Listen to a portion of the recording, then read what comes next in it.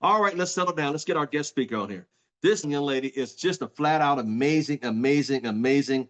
And I tell you what, I tell you, she has just blossomed through the years. I've been knowing her, watching her from the distance, and watching her build the organization, and just been such a superstar leader. She's been mentored by Mr. Durale, and I mean, she's just blown up. I mean, this lady has done some of the greatest things. She was a locksmith down in Texas in San Antonio. I said, you know what? I'm going to get out of here. I'm going to go to Lubbock because nobody's there. That's right. She's known as the Taco Lady. That's right. Taco Tuesday. And she is just so amazing. I'm sorry I missed her a week ago. She was here in Vegas. The day she was getting here, I was leaving the next morning.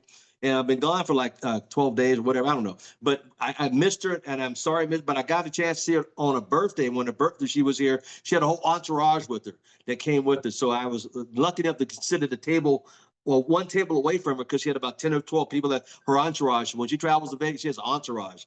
And I tell you what, she is a fantastic lady. She's a great trainer, and she talks from the heart. And what I love about her, she talks about things that she is doing, not what has been done. She rolls her sleeves up when she gets in the trench with her organization, and that's what I admire about her, because she just tells you like it is. So without further ado, can we give a warm welcome to none other than the one and only Miss Roxann Corralejo, Regional Director. Thank you. So you guys, I'm in public today, so I'm gonna have to keep the energy down a little bit, but just know it's balled up inside and it's screaming to get out. So I might get loud by the end of this, but it's super quiet in here. I don't want to get yelled at and kicked out.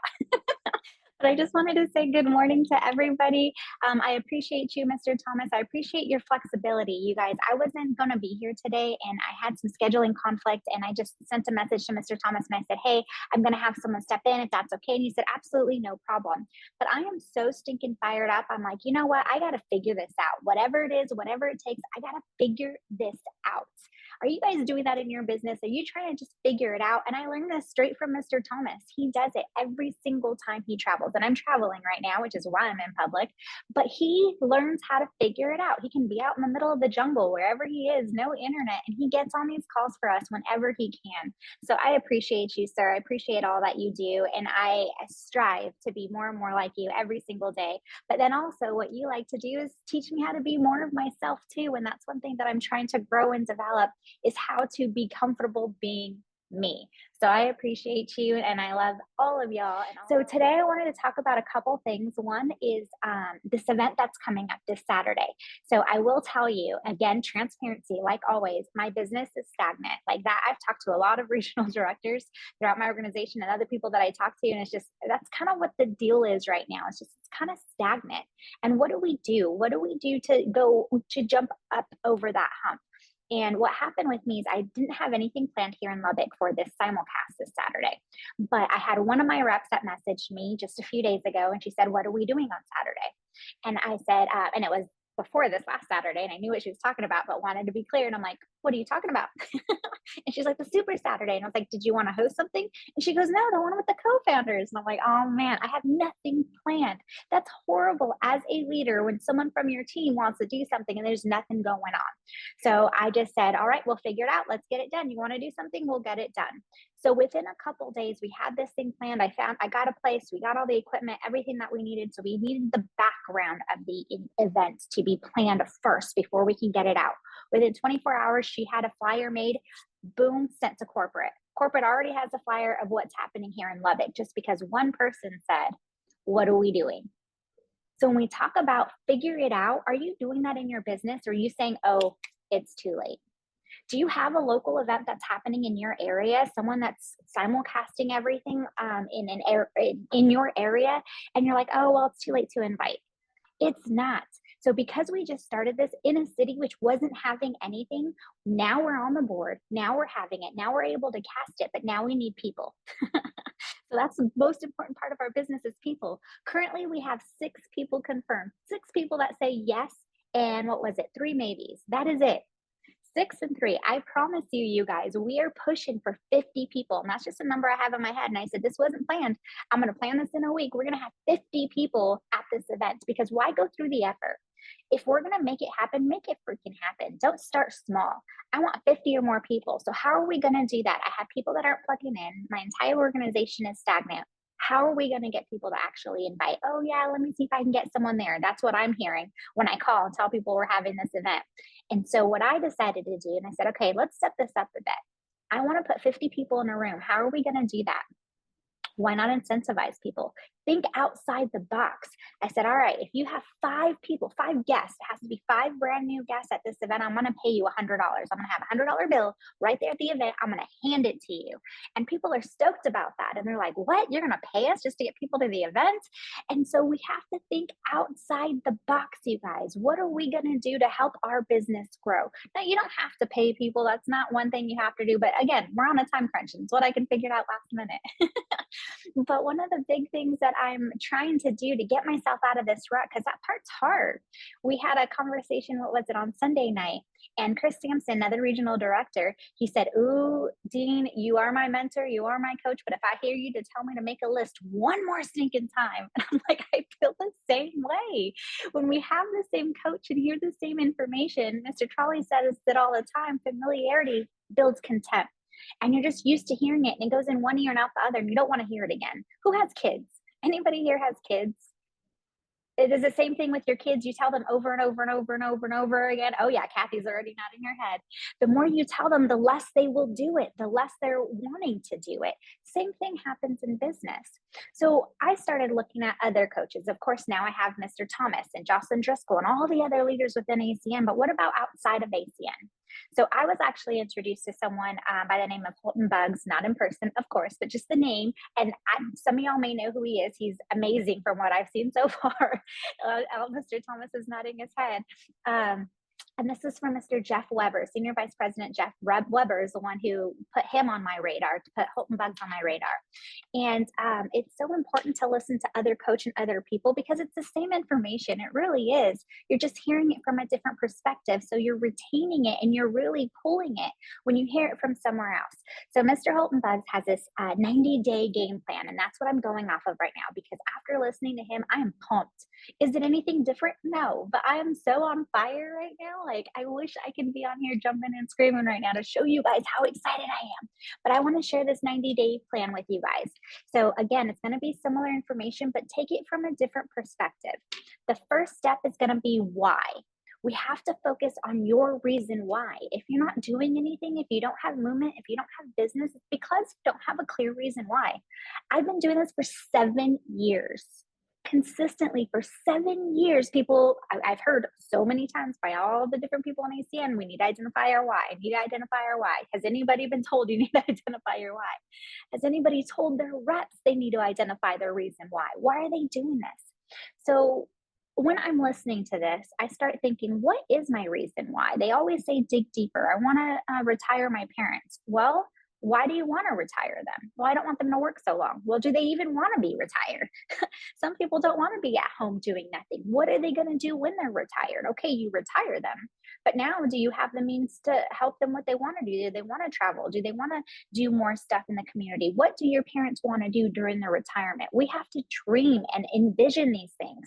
If that's your reason why, what does it look like? Where are you living? Do your parents live with you? Where do they live?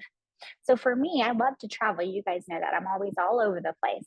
But my reason why, and I did not realize this until this weekend, is why I travel so much is because I want to show other people it's possible. I lost my parents super young. They didn't have a chance to experience the world. They didn't have a chance to travel and see things and do all the things. That's why I am in such a rush to see everything and experience everything as quickly as I possibly can, because my parents couldn't. But my big reason why is I want to be able to show that to other people.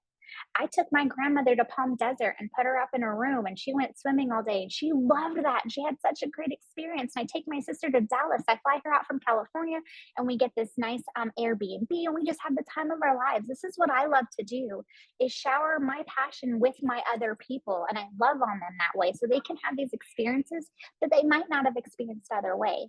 That is my reason why. To be able to travel, but with other people, to be able to not have them worry about their expenses and their travel and all that stuff. So identify your reason why, but dig deep. Why are you feeling that way? What does it look like? Picture it, envision it. And if you can't right now, Focus on it. Think about it. Number two, so the first is why. Number two is positive mental attitude. This is so important. And we deal with this every single day when we're setting these goals and we're having these communications with ourselves. I want to go regional director by October 1st, whatever your date is, whatever you're setting. Instead of I want to go, don't say I want, do it. I am a regional director by October 1st. Have that positive mental attitude that it's going to get done. I am financially stable. I am able to retire my parents. I am able to put my kids through college and not have a single worry in the world. Don't say I want to. Don't say I'm going to. Don't say I'm going to try. Because if you say you're going to try, you're giving yourself an out. Say I am. Declare it. Make it a purpose. Make it a point. Know that it's happening. Really, truly in your heart. And that's how we just collect evidence along the way. So that was the second one, positive mental attitude. Oh, and then stop talking bad about yourself. I know that part is really, really hard, but I was talking to one of my reps and she said something and we were talking about this, about dreaming. And she said, man, I was so stupid, because she's talking about how small her dreams were and her reason why, and being around ACN just exploded that, which is exciting. It's a great thing. But she did say, I was so stupid. And the first thing that came out of my mouth before she said another word, I said, don't say that. She already knew what I was talking about. She goes, I mean, no, I was just thinking too small. And I was like, okay, we're going to change that. Like, don't say negative things about yourself in any connotation whatsoever. Keep it upbeat, positive, because what you're doing is you're feeding yourself negativity. We are just always talking about how we get negativity from the world. We get the most negativity from ourselves. So quit that. You are a regional director. You are a regional vice president. You are these things. Declare it. Now, number three is who. Who is going to be your support team? Who's going to support you through all this? Yeah, we have our accountability partners and stuff, but who in your home? Do you have kids? Do you have young kids who they want you to go to their games and they give you a hard time every time you miss a game? Enroll them. We've talked about this. There was another leader on this call. I don't remember who it was, but I remember the story. I don't even have any kids, and I remember the story so perfectly, because he told his daughter, I think she was a toddler at the time, hey, we're going to go to Disney World if I do this. But if I do this, I'm going to have to take some time away from you. I want to hit this position of regional vice president, whatever the position was, but I'm going to have to work really hard. I'm going to have to make calls. I'm going to have to be on the phone all the time. I'm not going to be very attentive to you. And she said, okay, Daddy. And every time he wasn't doing something, she would tell him, like, Daddy, you got to make a call. Daddy, do you have a meeting? And she was enrolled in the process. Why? Because she wanted to go to Disney World. Enroll your people. Let your husband or your wife know that, hey, I'm not going to be very attentive to you right now. I'm on this 90-day game plan, however long, 180-day game plan to hit this position. And I need you to be here with me because I'm doing this for us. So who's your support team? That's really, really important, to have the people around you support you and not give you grief for working so hard. And I know how that is sometimes when people give you grief for working so hard, but you have a passion. So enroll them in that. Number 4 is your what. This part I was missing 100%. I just said, I'm going to do it. It's going to get done. That's always been me. I said, I'm going to figure it out one way or another. Everyone knows that's my word. I'm going to figure it out. So what is your game plan? What is your business plan? If you've ever started a business, you needed a full out, drawn out business plan. I've never done that with ACN. I kind of knew the numbers and what I needed, where to go. But to create a business plan, I wrote down a couple things. What resources do you have available? Do you know all the trainings by all the leaders to be able to plug your reps in so you're not doing all the work? We want to utilize our resources. We don't want to do this all ourselves. How much time are you going to spend in this? Do you have a full-time job? Most of the time people just say, oh, I'll get to it when I get to it. Oh, I can't get to that call. Oh, I'm too tired today. No, schedule the time out. Do 3 hours a day after work, 2 hours a day after work. Monday through Friday or 3 days a week. Write it down so you have it. Treat it like another job. You have to clock in and you have to clock out. Be present during that time period too. Don't get up and throw clothes in the wash and get up and start washing dishes in that time frame. So do you know how much time you're going to spend and where that time is going to come from? Next is going to be how many events are you going to attend? Now, sometimes people will just plan for the next event, but are you making plans for the event throughout the year? We already know about when these events are happening. Are you making time to schedule that? Are you blocking your calendar? I don't know the dates yet, but I know there's going to be one in October. That's why I said who's going to be RD by October 1st. That's typically when there's an event. So we know exactly when those are going to happen. Write a number down, and let's not just include ACN events. Do you see stuff online that you can plug into just to grow your knowledge, just to grow yourself personally, just to how to grow a business? Do you know these things? We can do other events outside of ACN. And that's pretty much what I've been doing too, is just absorbing from all the world around me. And then a budget. This part was really important because I've never created a budget for ACN. I don't know if y'all have ever did, but know how much money you can spend at these events.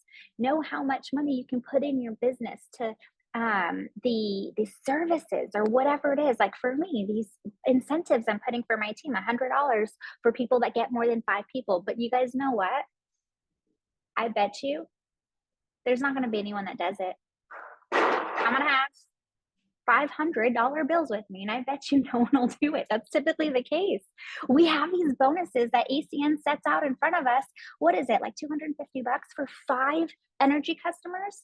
What are we? We're the 14th. How many have gotten 5 energy customers yet?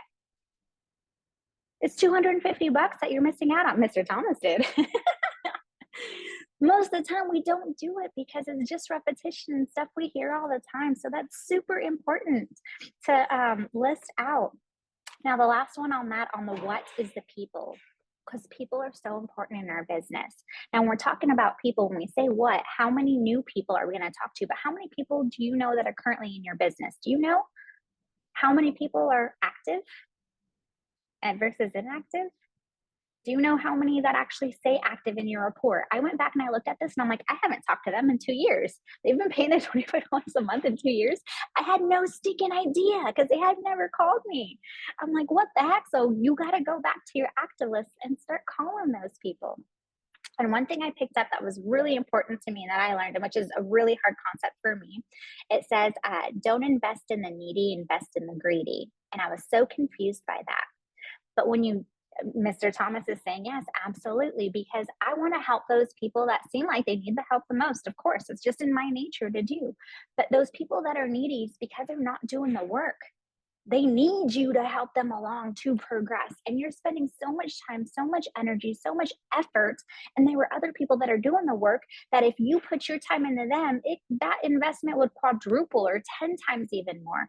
So when we say invest in the needy, is those people that are needy. They want more in life. They want more time freedom. They want more in their finances, and they're going to get it. Invest your time into those. We are the leader, and we are not their savior.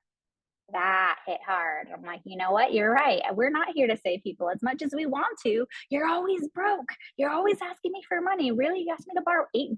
Like, how weird is that? We are not their savior. We are their leader. They have to step up first. So how many people do you have currently in your business that are working? Are you reaching out to them? Are you calling them? Are you checking in on them? Are you only checking in on the people you feel like you need to because they're not doing any work? Check yourself, because I had to do that big time. So number 5 is the where. Where are you in your business? And we've talked about this before. Have you actually figured out where you are? I know Joshua Casey knows. He sends me snapshots of his report. He sends them to me. Look at where I'm at. I'm working towards this. This is what I want to do. Do you know exactly where your business is? How many points you have? How many active reps do you have?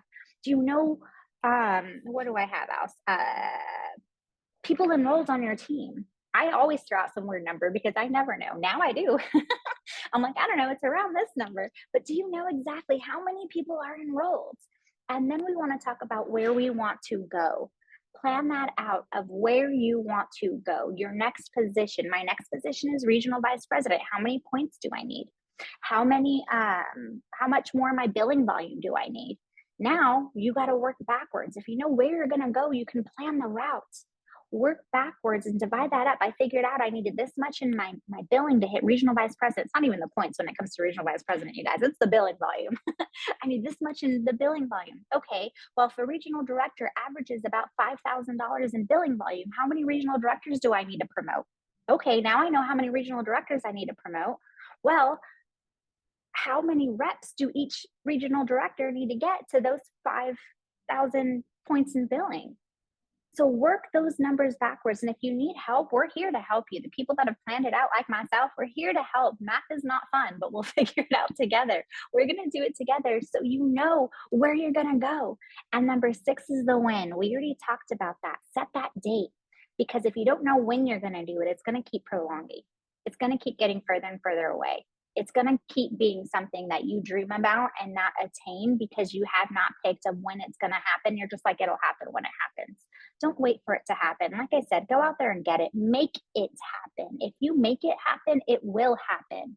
Get it done. And that's something I'm preaching to myself, you guys, 100%.